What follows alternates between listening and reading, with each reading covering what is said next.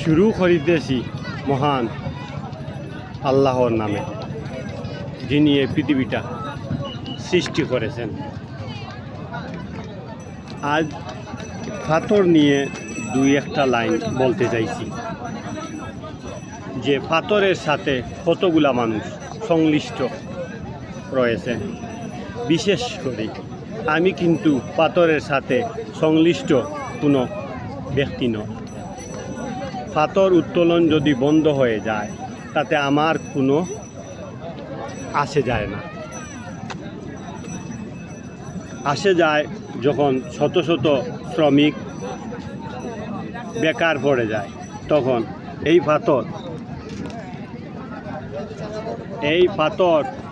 পাথর যদি এখান থেকে উত্তোলন করে, তো প্রথমে এই পাথর উত্তোলন করে বার্কি শ্রমিকরা এই পাথর দিয়ে তার জীবিকা নির্বাহ করে, পরিবার চালায়। তারপরে এই পাথরটা উপকৃত হয় নৌকার মালিক নৌকার ভাড়া পায়। নৌকার মালিককে তার পরিবারে ভরণ পোষণ করতে পারে এই পাথরের কারণে। এখন পাথর গাং থেকে রাস্তায় উঠার পর এই গাং থেকে এই পাথরটা ট্রাকর শ্রমিকরা উপকৃত হইল, ট্রাকর ড্রাইভার উপকৃত হইল, এমনকি ট্রাকর মালিক উপকৃত হইল। এই পাথরগুলা গাং থাকি তখন ট্রাকে তুলে নিয়ে গেল কোথায়? এই নিয়ে গেল মিলে, কাঁসার মিলে। এই কাঁসার মিলের মালিক উপকৃত হইল। এই পাথর যখন এই কাঁসার মিল নিয়ে ভাঙলো, কাঁসার মিলের মালিক উপকৃত হইল। কাঁসার মিলের লেবাররা, যারা লেবার কাঁসারে কাজ করে, তারা উপকৃত হইল এই পাথরের জন্য। কিন্তু দেখেন, এই পাথরের জন্য এখান থেকে মিল থাকি ভাঙ্গার পরে, কাঁসার মিলের ভাঙ্গার পরে কাঁসার মিল যে চলে, কাঁসার মিলের বেল্ট নাট যাদের দোকানে বিক্রি হয়, এই পাথর চলার জন্য, এই পাথর চলার কারণে এই নাট বেল্ট, এই যে কাঁসার মিলের যত সরঞ্জাম আছে, এগুলাও চলে এই পাথরের জন্য। কিন্তু কতগুলা লেবার হইলাম।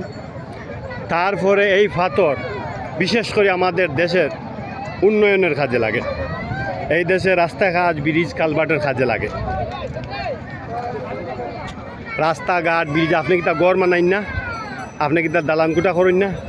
তাইলে এই দালান কুটার মধ্যে এই পাথরগুলোও লাগে, এই পাথর। তাইলে এখানে আপনি পাথর এখান থেকে উত্তোলন করা বন্ধ করেন। কিসের জন্য? আপনারা কিতা চাইছেন? আমরা ভারত নির্ভরশীল করতে চাইছেন। আমরা ভারতীয় এলসি নির্ভরশীল হই। এলসি হইলে গোটা কয়েকজন মানুষ লাভবান হবে, গোটা কয়েকজন মানুষ ধনী হবে, গোটা কয়েকজন লেবারে কাজ করবে, আর বাদ বাকি শত মানুষগুলা বেকার থাকবে। এই পাথর চললে দোকানদারের ব্যবসাও চাঙ্গা হয়, শ্রমিকের পকেটও টেকা থাকে, এই মিস্ত্রিরাও তারা কাজ করতে পারে, তাদের পকেটও টেকা থাকার কারণে। এই পাথরের কারণে ট্রান্সপোর্ট, এক্সপোর্ট, ইনপুটার যারা, তারার গাড়িগুলাও চলে, শত গাড়ি আছে, এগুলা চলে এই পাথরের জন্য।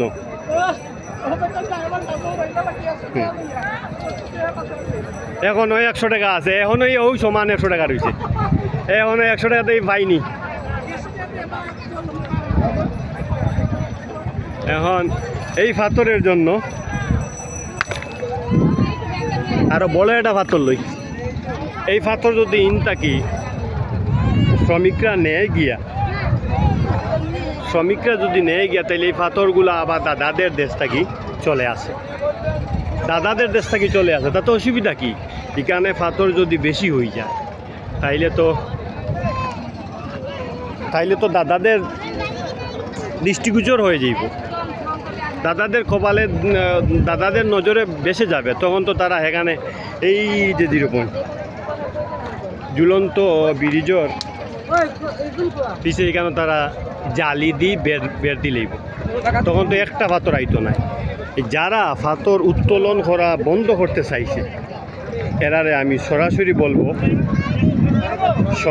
কি বলবো না, অত বড় কথা আমি বলতে চাই না। আমি তুচ্ছ মানুষ, অত্যন্ত তুচ্ছ মানুষ। আমরা শ্রমিকের পক্ষে আমরা এই দেশের মানুষের পক্ষে, আমরা এই ন্যায়ের পক্ষে, আপনি সত্যের পক্ষে, আমরা সবাই মিলে বাঁচতে চাই।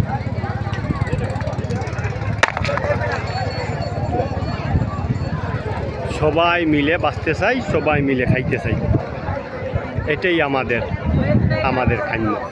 এই প্রত্যাশা ব্যক্ত রেখে আমার এই আংশিক ব্লগ শেষ করলাম।